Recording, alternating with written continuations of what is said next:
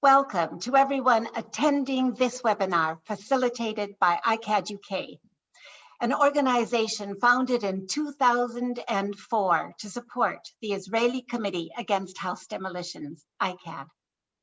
One of our aims in the UK has been to provide a platform for critical Jewish Israelis who oppose their government's militarization and its discrimination of the indigenous Palestinian population.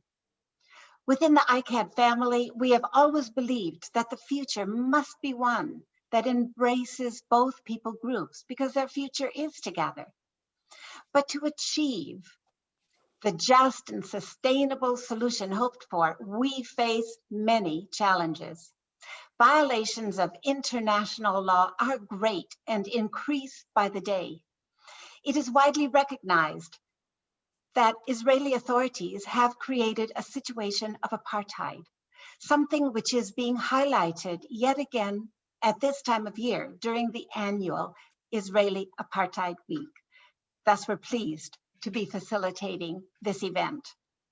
So today, we are delighted to welcome our three special guests to this webinar entitled Critical Young Israelis Speak About the Future.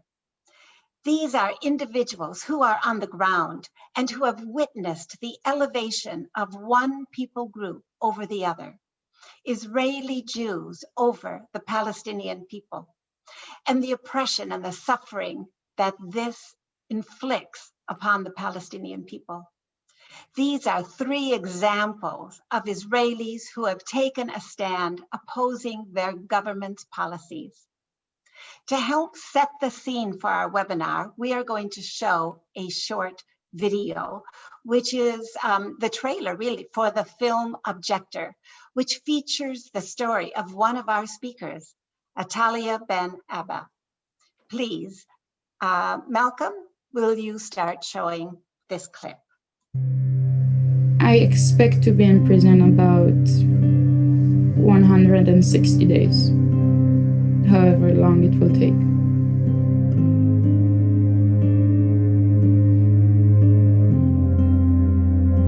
You have one chance to get to know the army, and that's when you join it.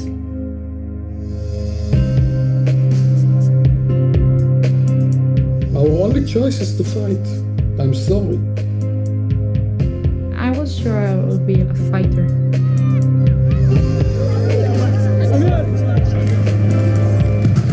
It's policy to kick people out of their lands. It's policy to take all these lands, to give it to settlers.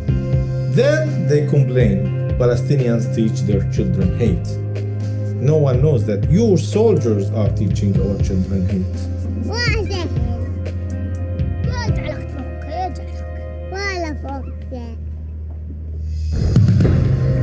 Palestinians in Gaza want to kill me, and I don't need the army to defend me.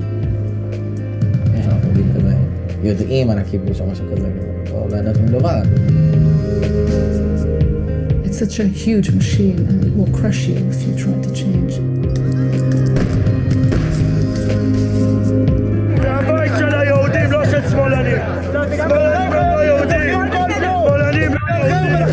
כיבוש אכזרי ואלים על עם אחר לא רק פוגע בהם אלא גם משחית אותנו.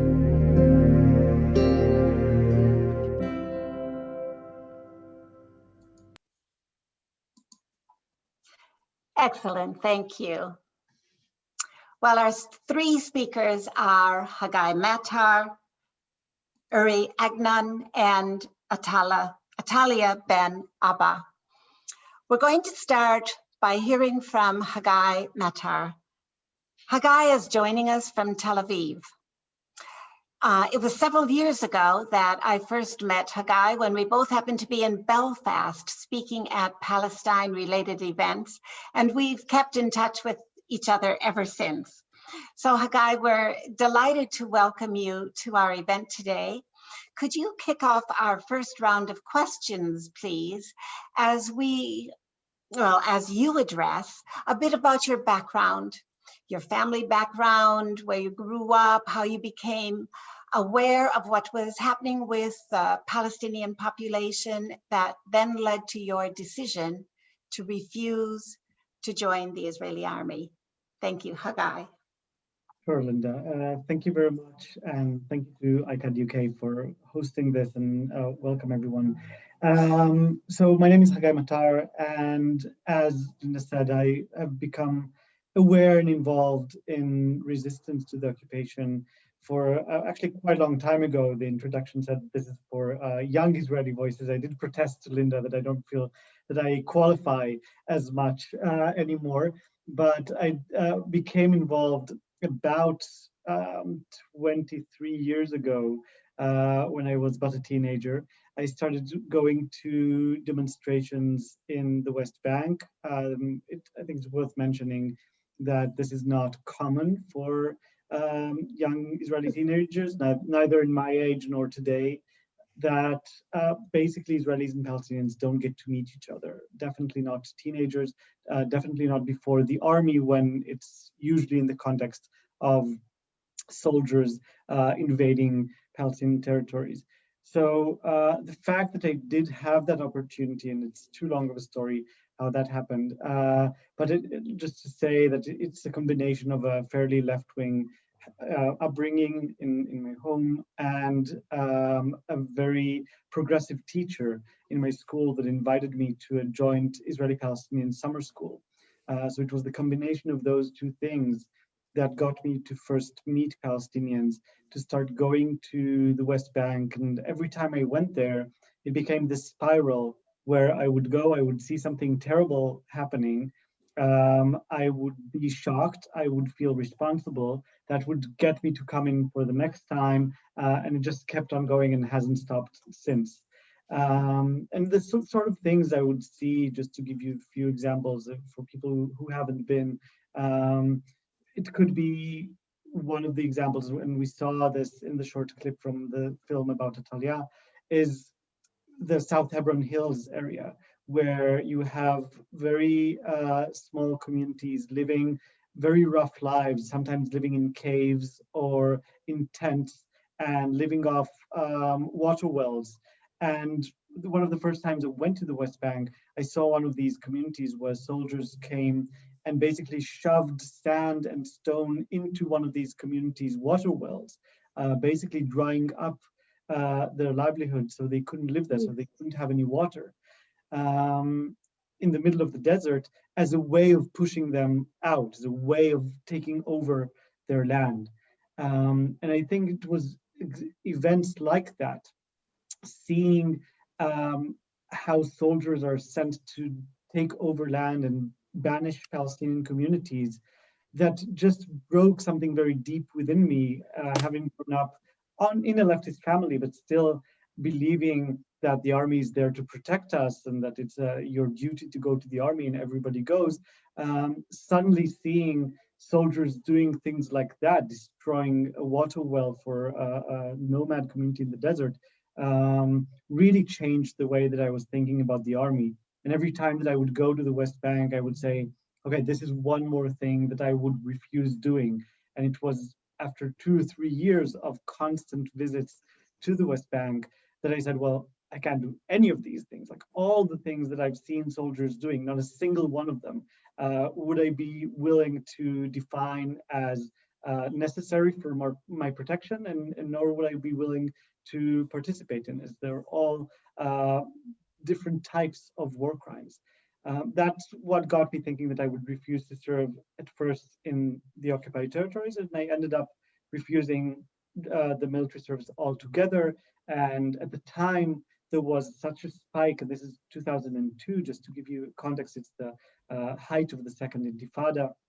And at the time, there was such a spike of conscientious objection, whereas usually we have 1 or 2 or 3 people at the same time sitting in jail. At that time, we had dozens sitting in jail at any given moment. The army got terrified and they sentenced a few of us to 2 years in prison rather than the 2 or 3 months that is customary for conscientious objectors. So I spent 2 years in prison, and that was my story of conscientious objection. Thank you, Haggai. We'll come back and continue to unpack that more with you. But right now we'll see, is Uri with us? Oh, yes. Okay.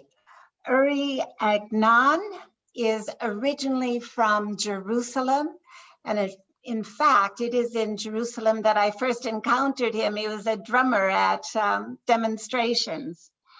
Uri is now speaking to us from London, and I'd like to put the same questions to Uri, please. Great. If he can be unmuted. Excellent. Yes. Welcome. Welcome so much. Thank you so much Uri. for having me. It's really a pleasure to be with all of you, and thank you, Linda, for the invitation. And it's great to speak with Haggai and with Atalya in this event. So thank you for that. As you said, I am a Jerusalemite. So I was born and raised in Jerusalem, and I moved to London last year, or October, in 2019, the summer of 2019, a year and a half ago. And until then, I always lived in Jerusalem. I come from a leftist family, so in that sense, I'm very unusual, I think, because most families are not at all leftist, and I would say my family is quite radical on the left.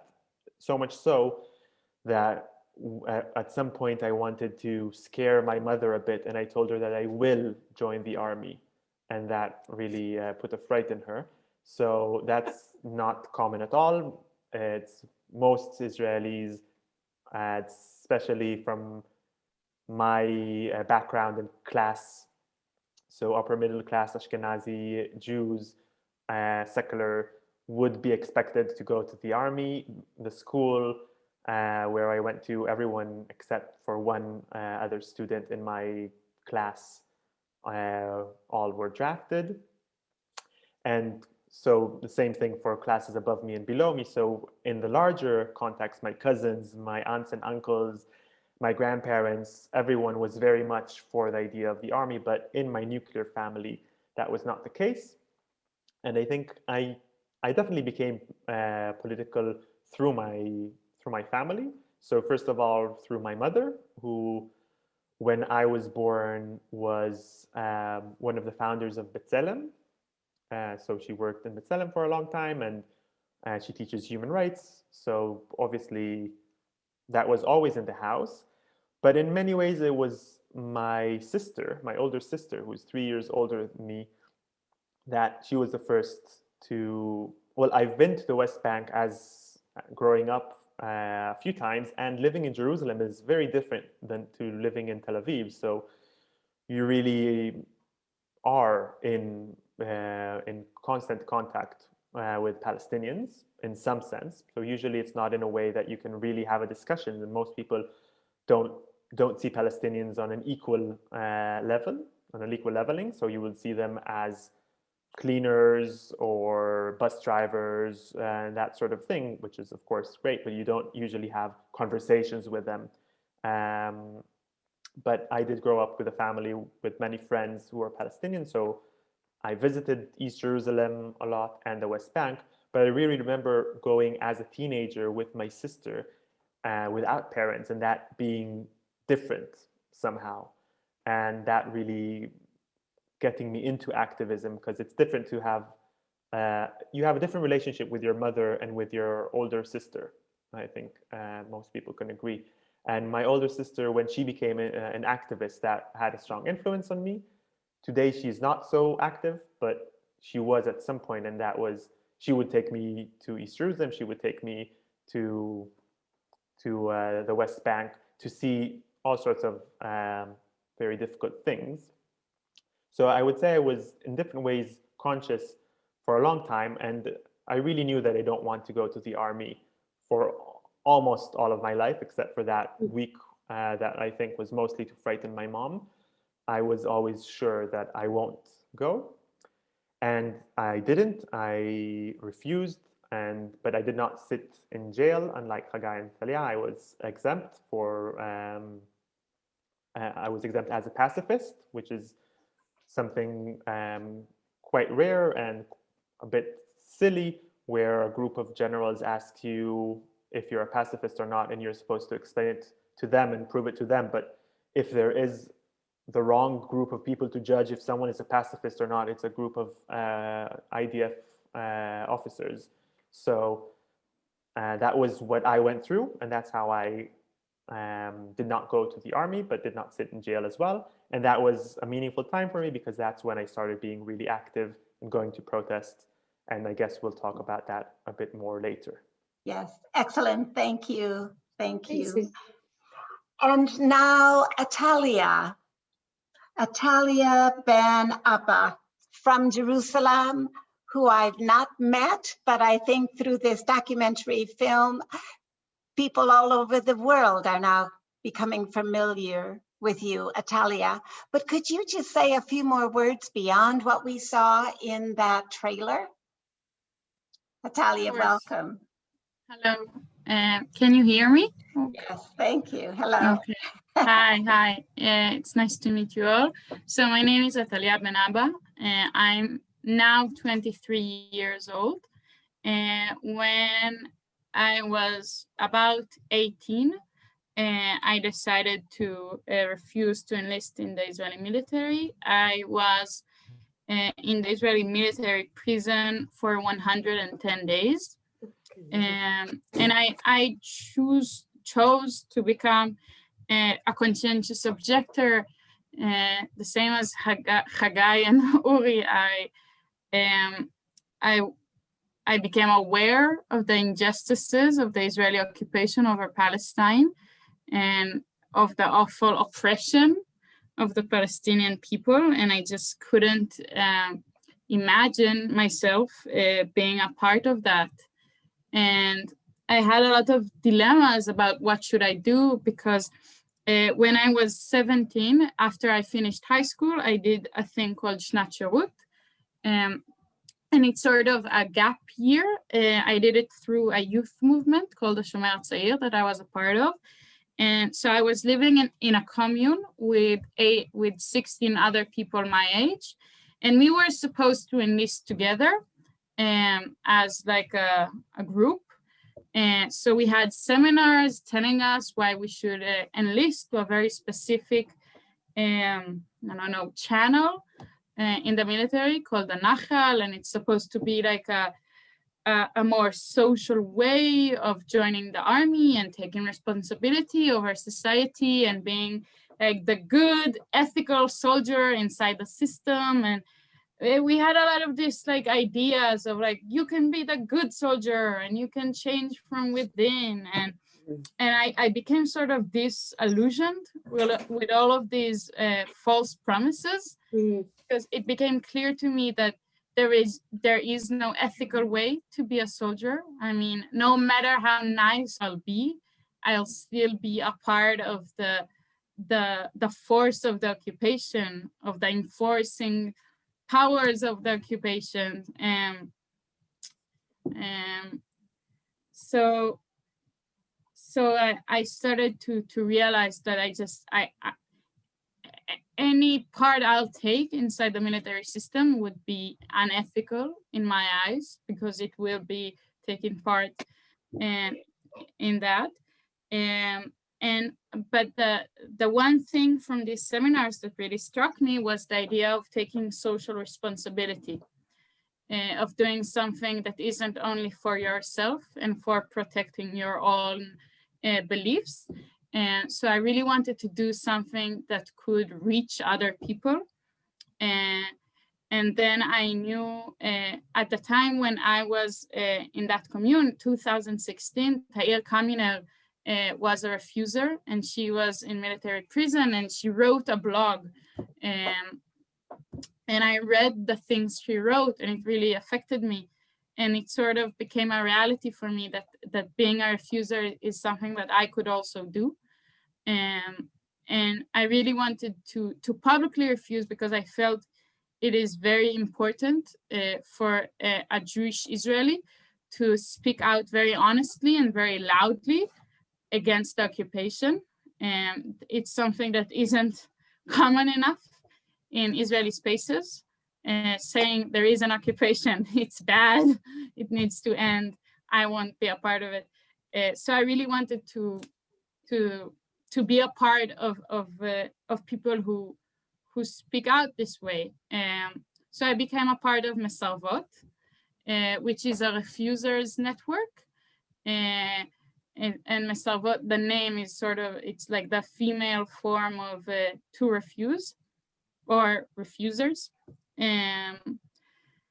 And this network is really important. I am still a part of it now because it gives young refusers a lot of guidance and a lot of support. And we organize demonstrations and webinars and meetings. And and this year, 2021, there was a refusal letter, and it's something that happens periodically once in a few years. Where a group of high schoolers, people just about to enlist, sort of this age group of between 17 to 20, which means that now I'm too old. They wrote a letter together stating why they would refuse to be a part of the Israeli military, and just people in their age group sign it, and it has more than 100 signatures right now. And it's really an amazing letter, and it is translated to English. So I invite all of you to read it. And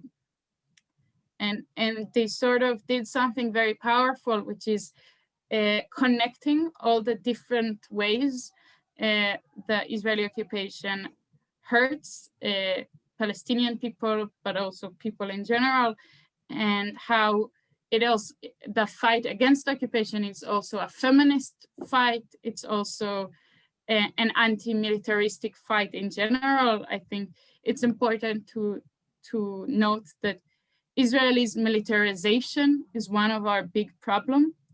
It became such a militant society, and also a very unethical military industry that sells weapons to, you know, to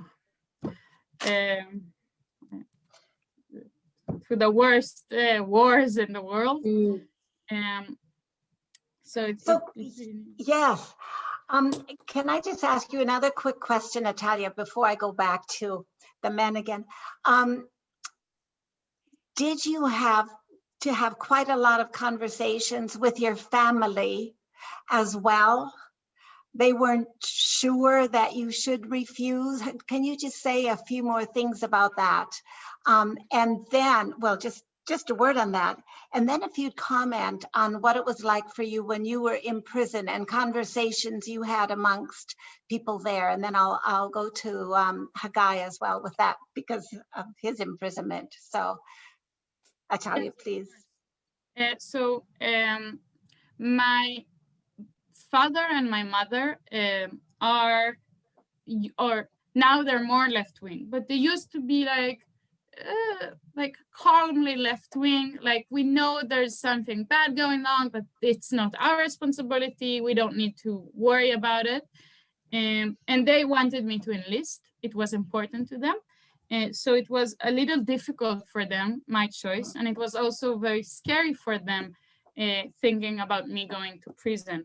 And I think one of the most moving things that happened in this period that I was in prison at was that my father and my mother sort of went through a process of becoming more involved, and they had to, you know, to tell people from our bigger family, or they had to tell their friends why I did what I did. So I think sort of speaking for me made them understand and become a lot more involved and a lot more caring. And now I would say that both of them are very much against the occupation and very much see themselves as responsible, and they became proud of me for what I did. And it's also, I think, similar to Uri, my brother was a big part of me becoming aware of the occupation, and he was always a lot more knowledgeable about it than I was, and he would come home and tell me what he saw in the South Hebron Hills, and he would sort of teach me these things and take me with him. And he was always very, very supportive of me in my political activities. And he's also the producer of the film objector, the producer, and the writer. So it's important to remember. Thank you. Thank you. Haggai, will you talk a little bit about what it was like for you in prison and conversations you had with other inmates and so forth? Sure. So having spent 2 years in prison, I've actually been shifted around quite a lot between different military prisons and then also different civilian prisons. When they ran out of military prisons to put us in, they transferred us to the civilian prison. So definitely had quite a few opportunities to talk to inmates. I think generally speaking, in the military prison, people don't like the army. If you're a soldier that's in prison, you probably have done things that indicate that you don't like the army too much, or just because the army sent you to prison, then you don't like the army too much. Mm-hmm. So there wasn't too much hostility towards us for having refused. I think people were mostly baffled at why we chose to refuse and go to prison, whereas every Israeli knows that if you want to dodge the draft, you can go to the military psychiatrist and be exempt. And it's a pretty straightforward procedure, like anyone can do it. So people were just surprised that we would volunteer to go to prison when we could avoid service in other ways. And I think it was interesting seeing their responses when we explained that it was a principal position as part of the political movement. But I think if anything, more than the things that I heard or that people learned from me in prison, I feel that I learned a lot from prison. I also, very much like Uri said before about himself, I also come from an Ashkenazi, a privileged family. And having been in all these different prisons, I met people that I would not have otherwise met, very much like having been in the West Bank and meeting people that I would not otherwise meet with my upbringing. The same goes for prison. And I really feel that it broadened my class awareness and my political understanding of issues beyond the occupation, which was kind of my main drive for political activism. And that's basically what got me involved in struggles for housing rights and in organized labor after I got out of prison and to this day. So it was really an educational experience for me that politicized me. Excellent, thank you. So could we make sure that everybody's microphones are off? Thank you. Okay. Uri, could you talk a bit about your activism, your ongoing activism from the time that you refused? How did it develop? And Atalya has spoken about the organization she's associated with. Can you talk about whether you're part of an organization as well nowadays? Yes, I'm very happy to. So after I refused, I started what's called civil service. So it's some sort of a different way to give back to the community or something like that. And while I was doing that, I refused in 2008, and in 2009, a few families were evicted from their homes, dispossessed from their property in Sheikh Jarrah in Jerusalem. So I think that was for me the big first big movement that I was really involved in. I've been to protests before that. I've been to protests since I was 16. I would sometimes come, but I don't know if any of you have heard of the movement around Sheikh Jarrah a bit more than a decade ago. But basically what happened was at the beginning, we were a very small group of Israelis who came to the neighborhood and just protested with the residents who were thrown out to the streets and with others who faced and still face till this day the risk of also being forced to the street. And one of the things that we noticed was that so what happens is these families are being thrown out of the street because of a very racist law that I don't want to go into too much now, but not only is their home taken, settlers are put in that home instead of them, and that now you have settlers inside a Palestinian neighborhood. settlers who are there very much for a political reason, and you can imagine are not trying to make to be good neighbors to their neighbors, not that that's in any way possible in that sort of situation. And we noticed that Friday evenings were or afternoons were very dangerous. So a lot of settlers would come from all around, and they'll have parties in the street, and they will spit at people, and they would curse people. And it seemed like it's an important time for Israelis to be there, just because everyone acts a bit different when there are also Israelis there. The police act different, the army act different, and the settlers act different, especially back then. So we decided to come there every Friday. And since Sheikh Jarrah is so close to the center of West Jerusalem, we said we might as well march there and go while we're chanting. And I'm a drummer, I'm a musician, and a group of us decided to also play drums on that road. So to be clear, we were already playing drums in other protests as well. We weren't formed for that. I was part of this group, Yasamba it's called, that's playing drums all around. But it was something that we started to do every Friday. And it seemed to have an impact. The fact that you could march from the center of Jerusalem and get to the place where the thing actually happens, like the injustice actually happens, was very powerful. Because usually in Israel-Palestine, you either have protests that happen in the center of Tel Aviv that are miles away from the thing that they actually talk about, or you have much smaller protests that happen in all sorts of corners of the West Bank. But this idea of starting from the center of a Jewish city or a city filled with Jews and marching to that place was something quite unique and quite strong, and it grew to very big proportions. It became at some point known as Solidarity Sheikh Jarrah movement. But regardless of the name, we would have hundreds of people every week for years march from the center to Sheikh Jarrah and protest there. And that was in many ways where I developed as an activist. And I was arrested there a number of times and beaten up by police many times, and created connections with Palestinian activists and with other Israeli activists there. And a lot of my education was political education was through that struggle and the struggles that continued after it. And I'm not going to talk about everything that happened, but generally I'll just say that I've been active in Jerusalem ever since.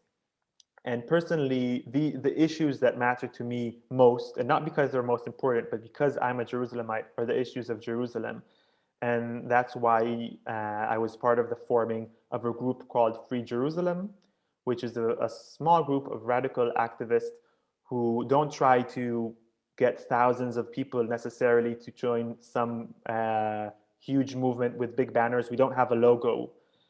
But what we try to do is be in contact with activists in Jerusalem, in East Jerusalem, Palestinian activists in different communities, and support them to whatever they want to do. So for example, hot and important topic over the last few years has been the police brutality in Isawiya. And if you've heard about that, then it's something horrible. Police come in every night to really try and just provoke the people of Isawiya, to create tension, to shoot people, and to arrest mostly children, hundreds of children. And that's a place where we felt, together with our partners in Isawiya, that Israeli presence is key, that having Israelis with cameras alters the way the police feel that they can function. They don't act the same if we can see them. They don't terribly mind. They still do horrific things, even if they have Israelis filming them, but they will still act differently than if Israelis are not around. And also, regardless of that effect, it's simply important to show solidarity and be in the place where it happens. And even if that is sometimes scary and you can risk your body and risk imprisonment and risk all sorts of things, there's a very, I'd say, in some ways, large group of activists who are willing and to do that and who feel privileged to do that with the people in Essaouira. And I think we've been quite successful in helping them spread the word. And it definitely made a lot of Israeli news in different times, more than you would imagine about those sort of things. Good. So now you've just spoken about how, as well as Palestinians being arrested, they're taken away, they're imprisoned, but this also happens to Israeli activists. You go away, are you held for very long? Are you fined? What is your arrest? So first of all, it's very, very important to say that there is no place for comparison between the way the police and so-called justice system deals with Palestinians and the way that deal with Israeli activists. Absolutely not.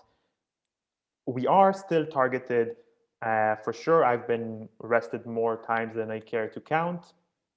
I've spent nights in many nights in jail. I was never, like, they never successfully charged me with anything, though other people have been charged. When you were talking about prison before Haggai, it made me think about, obviously, the different experiences of being only in jail for 1 night or 2 nights, but with people who, it's quite interesting. People sometimes are very right-wing and they're not very happy with the reason you were there. And I remember one person telling me, if I would meet you outside of here, I would stab you for sure. But because we're both here in the same cell, then you're my friend. And that sort of, there is that sort of, these sort of connections that are simply by the fact that you're there. And in a sense, I think that's also an education, not for anyone, but for me, to not only be privileged by the ways that I'm privileged, but also in some sense also feel the wrath of the power of the government, of the police system. And I felt it on my body. My arm was broken. I needed surgery because of police. Yeah, different things. So a price you've had to pay. Now, Atalya was mentioning the organization that she's associated with, and it sounds like that's growing. It's gaining momentum with the 100 signatures that they've had to date. But can I ask you again, do you feel, between you, Uri, and Atalya, and what you know, Haggai, is this movement growing? Is amongst young people? I understand that organizations like Zakrot, which seeks to educate the Israeli public on the reality of the Nakba and the Palestinian population, oppression and so forth, are not allowed to go into school to educate people there. So how is your education all happening sort of behind scenes? If we talk about that, and then we'll go on to a little bit about your professions and how you're out working your position in that. So Atalya, let's go back to you for a minute, and then we'll come back to the men. I think it's a hard question. It's always hard to tell whether we're growing or shrinking. Because, you know, when you're sort of in your group then, and more people are joining, then it feels like we're growing. But I think in the larger picture of Israeli society, it feels like we're getting smaller. And so I don't really know how to answer that. I can tell you that Mesarvot is it's about the same size, I think, since I joined, but sometimes there are more refusers in prison and sometimes there aren't. And it's also, you know, we don't count as a conscientious objector only those who were imprisoned. I mean, every person who made a choice not to join the military because of conscientious reasons is a conscientious objector. So even though there aren't many people in prison, we could say that there are more people refusing, but we also don't have a really clear way of knowing how many people refused or not. I can tell you about our own projects in trying to reach wider audiences. So I live in Jerusalem right now, and together with Tair Kamina, we both guide a group of young teenagers that's called Youth in Solidarity. And they're a very impressive group of 15 to 17-year-olds who are extremely aware and involved. And this group is, little by little growing, but it's not a huge, big movement. So I don't really know. And also with the film Objector, we are trying to reach. So bringing the films into schools is very difficult, as you said.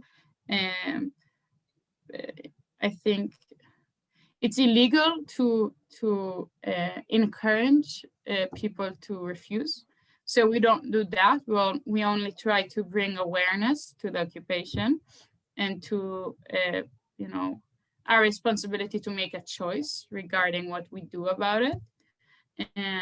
So we try to bring the film to schools or to mechinot, to pre-military seminars and pre-military,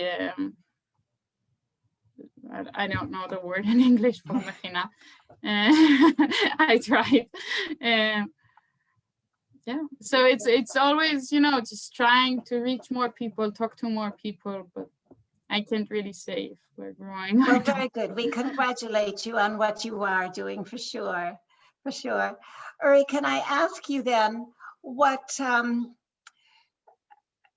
a bit more about you and your ongoing activism and your professionalism. Now, I know you talked about you being a drummer. Tell us more about studying music and protest music.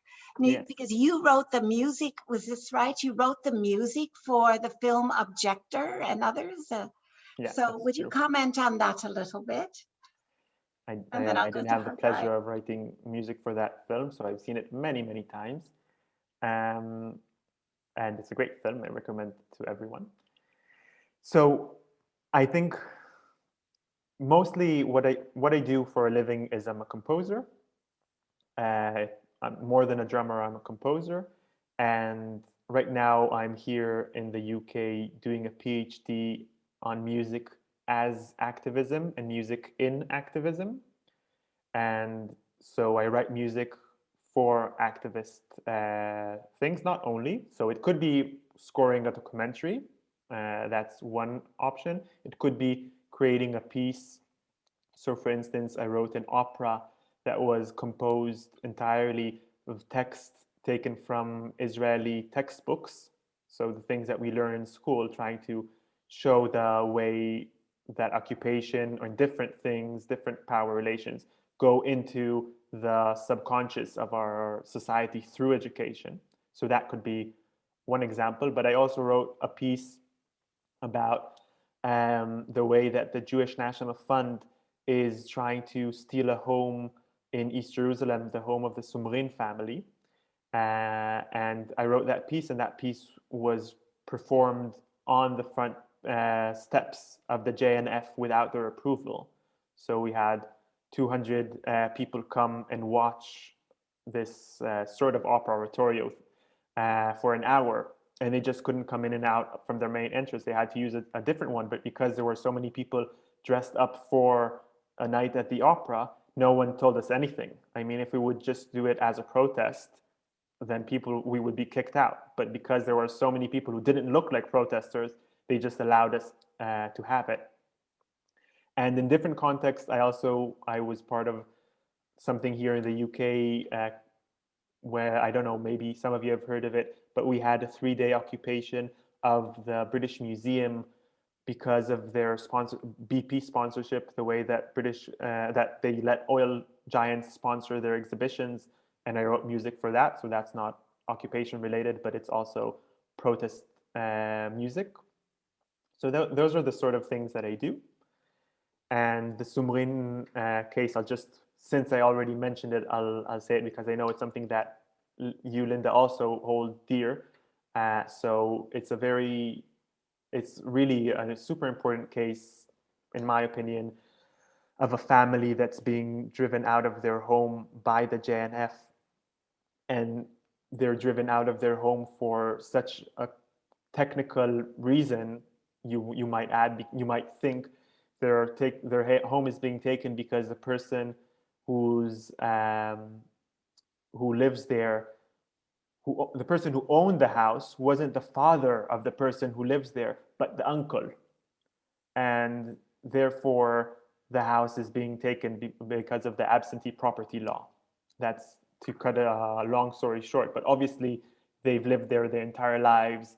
They had children there, they got married there, and their home is being taken for the JNF, who don't have any connection to it. And there's a lot of very bad things, like ICAHD, our settler organization, is deep into it, and we've uncovered a lot of really, really horrible things that happen around this case. And they have a Supreme Court hearing on April 5th, and we're going to try and make some more noise about it. We've been successful in making noise about it in the past, but it's tough to win these sort of struggles. And the last thing I'll just say about the education, because I'm a teacher as well as a composer, so I've taught in community centers for many years, but also in a high school. I taught philosophy for the equivalent of A levels. And you can talk about politics in Israel, but I think most of the censorship that happens is self-censorship, is people thinking that they can't, or thinking that someone might give them a call, or a parent, the parents are the scariest bit, will call them and cut them, and tear them to pieces. So you can be political, but it is difficult. You can't talk about tell them to not to refuse, but you can't question it, and I definitely have. And so there are different initiatives, but the truth is that we are a small community, I think, of radical activists and lefties in Israel. And I would argue that my feeling, and I have no stats to support it, is that the left, so-called, the big umbrella term that can contain any sort of anything that's left to Netanyahu, that sort of thing is maybe shrinking, but that the radical left is not shrinking and is maybe even becoming larger, slowly and slowly. It's not huge, but I think the radical left is not shrinking. And I'd love to also hear what the others think about that. Excellent. Thank you very much, Uri. Haggai, yes, will you come in and take the conversation that step further now? You've gone on to become the editor of 972. You're involved with Local Call. So, and speaking from that position there, can you comment on what you see happening within Israeli society at this moment, and knowing that you've got an election next week as well? So some of your perspectives, please, Haggai. Sure. So for those of you who don't know, Plus 972 magazine is an online magazine that is run collectively by Israeli and Palestinian journalists together. Oh, thank you, Malcolm, for showing. So that's our site. You can find it at 972mag.com. And basically what we try to do is spread both information and the voices and the analysis of people that would otherwise not have a platform in mainstream media outlets. So I've been a journalist for about 14, 15 years now. I started out in mainstream media outlets and very quickly realized the structural limitations of these outlets, and how it's not just by coincidence that you can't tell the stories that matter or share the analysis that matters in those places, but that's actually structurally put into place in a way that you won't be able to report the stories that matter. That's what got me into independent media. I started as a blogger. 972 magazine and as Linda said, I currently don't edit. I'm the executive director of the magazine, which means I do a lot of the behind the scenes and unfortunately less so of the writing. And also we've been running 972 magazine for about 11 years now. For 7 years now, we've also been publishing Local Call, which is a Hebrew platform, not unsimilar to 972 magazine, but while 972 magazine focuses mostly on human rights issues and the occupation, apartheid, and democracy, because Local Call turns to an Israeli audience, and this is our site, Local Call, we are focusing on a much broader range of issues as we try to reach out to parts of the Israeli society that are marginalized, parts of the Jewish Israeli society that are marginalized and also don't have their say in mainstream media outlets. And by reaching out and giving a platform for organized labor and housing struggles and social justice struggles and feminist struggles and climate struggles within the Israeli society, and all of which don't get proper representation in mainstream media outlets, we get all those people to come to Local Call and, by the way, also learn about the Palestinian struggle, about the occupation, things that they would otherwise not know and not be necessarily looking for. So that's kind of our way in Hebrew to reach new audiences and reach new people. However, as Linda just mentioned, we are going into another, one more thing I'll say, both these outlets are very successful. We reached about 1 million readers for each of these sites, both in Hebrew and in English, locally and around the world. We're read by mainstream journalists that pick up our stories and report some of them further in the BBC and the Guardian, and New York Times, and elsewhere. So we know that we have an impact and quite an impressive reach beyond our readership. But even still, right now we are going into elections, as Linda said. There was this question before about young people, and whereas young people in Israel, some of them joined the protest movement, we do know that unlike the situation in the US and the UK and elsewhere, the younger people are in Israel, the more conservative and the more right-wing and the more racist their ideology is. So we're actually seeing something that's the opposite of people growing up in society becoming more progressive that we're seeing elsewhere. Israeli society is going the exact opposite direction. And the younger the voters, the more right-wing they're likely to vote.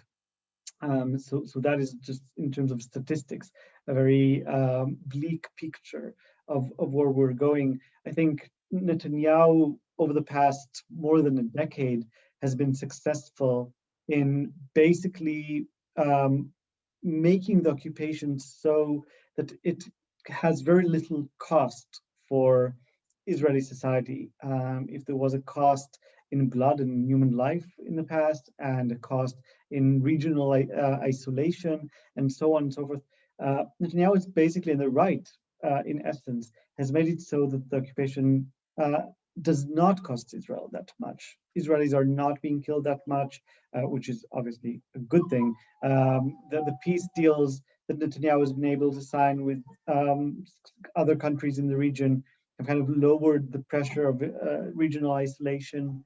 And in between all of these things, there is very little reason for Israelis to end occupation. There's very little motivation from within Israeli society to end occupation or change anything in the status quo, rather the opposite. We see this in the upcoming elections. We're expecting about 10 out of 120 seats in Knesset to be taken by people who actually oppose the occupation. So this is really a very, very, very, very small minority.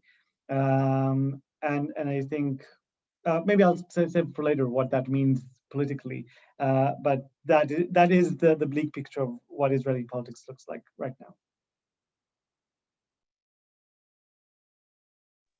Linda, you're on mute. Sorry, one of the questions that has come up in the chat line is the issue of what's happening at the International Criminal Court. They can open up investigations now on what is happening in Israel, Palestine. From your perspective, do you know if the government is worried about this? And what about the IDF? The fact that some of these people could be named for war crimes. Can you comment on that feeling? Sure. So I think there are two levels to the reaction here to the ICC's decision. There's the public level, where there's just this talk about, oh, this is classic anti-Semitism, and just that kind of rhetoric. And I think people are not very much impressed because they don't yet understand the gravity of the repercussions that this might have yet. It feels like yet another, UN Security Council resolution or General Assembly resolution or anything like that, which Israelis have become accustomed to having very little effect on their lives.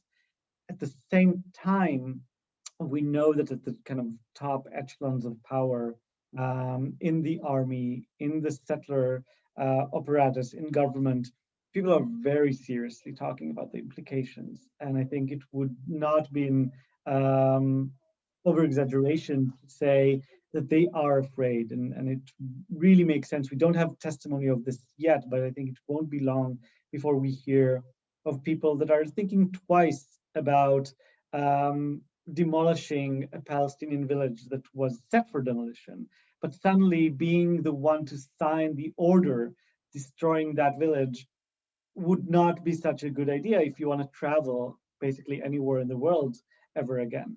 And the same goes to initiating new settlement projects. And the same goes to several other things that are kind of targeted right now by the ICC. So we're yet to see the actual implications of this, but we do know that there's very serious talk about this and a lot of fear in the top echelons of power. I hope that it's something that will have some positive repercussions on the ground, but again, too soon to say. Yes, Yeah. I absolutely agree with everything Haggai just said. And I think it seems like a big deal. Like, it can be a very big deal. We'll have to see what Israel and settlers and the army does. I imagine that we'll see all sorts of new bureaucratical procedures where you don't need a name of someone to destroy a village, but they'll start thinking ways around it. And I'm sure that they will find them, but I'm sure they'll not find all of them, and that there will be things that they feel that they can't do, and there will be some repercussions. So I think for me, it's a bit of hope in everything that's happening. I think hope for justice, or for some form of justice. And I want to also say something about that Netanyahu remark about anti-Semitism, because it drives me mad in many levels. And I think, so I don't know about Atalya and Haggai, but for me, there has been something different between thinking of anti-Semitism as a Jew in Israel and as a Jew in the UK. After moving here, I feel a different connection to this word, because I do think that there are parts of the anti-Israel, anti-occupation movement around the world, I'm not talking about Palestinian parts, that have anti-Semitism problems. It is a real problem. It really does exist. It definitely also exists here in the UK. But in the same time, the voices that call anything that is in any way critical of Israel anti-Semitism are so careless with what that means to Jews around the world, the way that throws Jews around the world under the bus, because it means it just creates a situation where you can't really talk about anti-Semitism anymore. And I think if most of you are in the UK, you know what I mean. It becomes such a discourse of politics of where you stand on a political spectrum and has so little to do with the lives of Jews and the well-being of Jews that it really makes me very, very angry. So I think it's important to say the ICC decision is not anti-Semitic in any way. It is the opposite of anti-Semitism in the sense that if we think of anti-Semitism as holding Jews accountable to more than any other people, then it's not that. It's exactly holding Jews or Israel, not Jews, Israel accountable to the same thing that any other country in the world should be accountable for, which is international law. So claiming that is anti-Semitism is absolutely wrong. And in the same time, I do feel the urge to say that there is a problem of anti-Semitism in the movement worldwide that I hope does get addressed somehow and doesn't get thrown with, oh, because Netanyahu says that it's anti-Semitism, they call everything anti-Semitism, you can't criticize Israel, everyone's an anti-Semite, and all of that, which again, that's not to say that there isn't really anti-Semitism in the world. Yes, thank you. Thanks, Uri. I'd like to call on Atalya again, please. Just going back to the fact that you refused to go in the army, could you talk about how that decision could impact on your life, job prospects, your studying, anything like that that you'd like to comment on? And then, do you support BDS? That's something else that has come up in the chat line. So if you say that, we've got to be, looking to wind down with final messages from you as well. And so Atalya, start now with you, please. So about job prospects. So I am a student right now. I'm in my second year of university. I study sociology and philosophy. And I don't feel me being a refuser affected that in any way. I think it allows me to create different discussions and I think I approach matters maybe in a different point of view than my classmates. But what the big effect that being a refuser had on my life is that I feel like I sort of made a choice about the type of life I want to live. In a way, I think making the choice to refuse, I also made a commitment to myself that I will continue to be an activist and that it is something very, very meaningful and important to me. And I cannot ignore it and I cannot close my eyes to the injustices of the occupation. I have to stay involved in it. And so right now, I live in a commune of radical left-wing activists. And we sort of have this community, not only in our home, but also around us in Jerusalem. And all of us are part of groups such as Free Jerusalem and Imbala, and we're all also part of the Samba, the drummer group, which is as you can see my drum. So I feel like right now my life are so intertwined with politics and with activism and with community. And so every Friday we go to demonstrations in South Hebron Hills, especially in the area of Twani, where there have been awful things happening in the past weeks. So we really try to not let ourselves forget about the occupation, because I think as Jewish people in Israel, it's so easy to forget about the occupation and just go on living your safe, privileged life. So it's important to me and to us to not do that, to stay connected to Palestinians in solidarity, in joined actions and demonstrations. yeah, but I don't think I could work as a secret agent of in the Israeli. So I'm sure there are some jobs that are close to me, but that's the choice I made. I don't want to be a part of that. Yeah. Thank you, Atalya. Haggai, a final word from you, and then a final word from Uri before we start bringing this to a close. Yes, thank you. So to that question, I also haven't felt personally affected beyond those 2 years in prison. It was not difficult finding a job. Definitely in independent media that is based in Israeli-Palestinian partnership. Not having been to the army is only a plus. And generally speaking, I think it's important to recognize as we go into actions of solidarity with Palestinians, the ability to build bridges and to show solidarity with people after you've refused the draft is so much more considerable than with Palestinians meeting Israelis that have all the best intentions but have been to the army, or even worse, continue going to the reserve service. That makes people very questionable of your motives. And actually coming from this background, it really means a lot to people knowing that you refused the draft.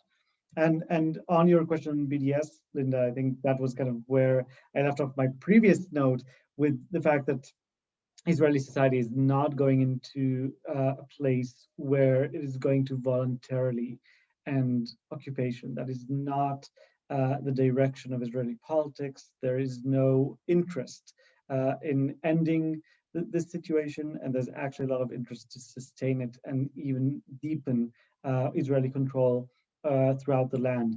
And I think that massive pressure, be it from Palestinian resistance that goes up and down in different times, or from the outside, by all forms of pressure, and it could be BDS and could be other tools, just educating people and getting them on board campaigns to pressure their governments not to allow Israel to continue what it's doing is really essential. And while there is the siege mentality in Israeli society, whenever we're being blamed for the occupation, that's that automatic, well, they're anti-Semitic or whatever.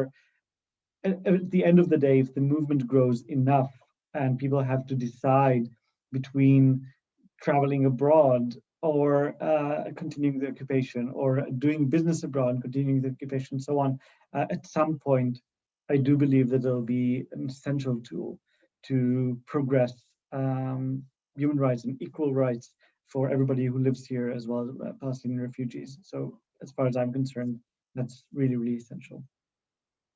Excellent, thank you, Haggai. And now, closing remarks from you, Uri. Your final message to us. So I would like to agree with everything that you both said before. And I think that the international community has a very big role to play in ending the occupation. I think Israelis and Palestinians all play a part in this, of course, and should play central parts, but the pressure put on Israel is absolutely crucial, and boycotting it, divesting, and sanctioning are all non-violent means to achieving an end to a violent situation. So absolutely. And I do think that there, as I said before, there's still some way to go about understanding how to do it best, talk about it best, but we're all learning and we're all looking for ways. So I'm very happy about that.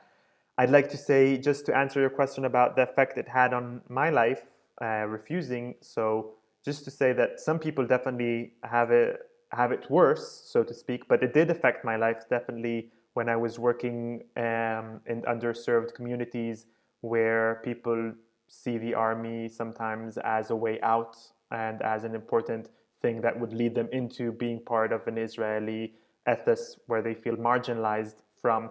And me being someone who chose not to do that rose, a lot of people questioned that, and some people didn't like it, and some people didn't want to speak to me. And some friends I had cut connections with me. And when I was teaching in high school, a student wrote to the principal asking to sack me, but I wasn't sacked. And it had effects on my life, but everything has effects on our lives. So it's just part of who I am, and everything about who I am has an effect on my life, and definitely had good things, and it had some challenges, but I would absolutely do it 1,000 times again. So there's no question about that. And also, I sent in the chat a link to Imbala. I just want to say that's maybe the last thing I was part of before leaving was the creation of this really amazing space for activists on all sorts of issues in Jerusalem, also focusing on the occupation. And we are celebrating our 3rd birthday, a festival of amazing events this week. So you're all welcome. A lot of them are online, and a lot of them would be of interest, I think, to many of you. So you're welcome to have a look. And my last message is thank you very much, Linda, for organizing this. And thank you, Malcolm, for organizing this as well. And thank you all for coming. It was great to speak to you all, and great to see Haggai and Atalya again. Thank you. Yes, it's been a great gathering today, hasn't it? So I want to again assure you that we've been putting messages in the chat line. So about your organizations and 972 and so forth, and the film Objector, that's gone in the chat line as well. So we hope that people have taken note of it. We will be having more information on the website so people can follow up through there. Malcolm, could you just bring up the slide about ICAHD UK and our campaigns? We are very involved on our website. Within the campaign section, we unpack information on these specific campaigns where there's background information, photos, stories, video recordings, sample letters for writing to political representatives. It's all part of helping to equip campaigners. So, end home demolitions.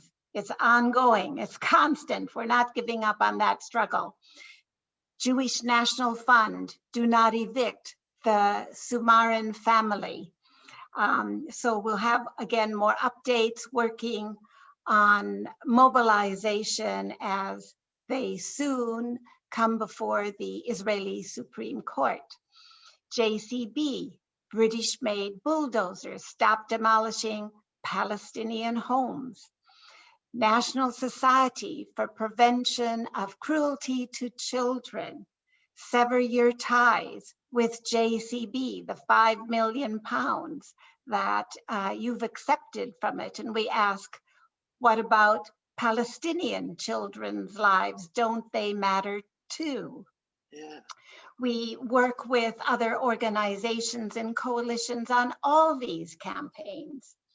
And then we come to the One Democratic State campaign, because ICAHD UK does take a political position on this, and we follow the lead taken from Palestinians speaking out on this, as well as their Israeli stakeholders.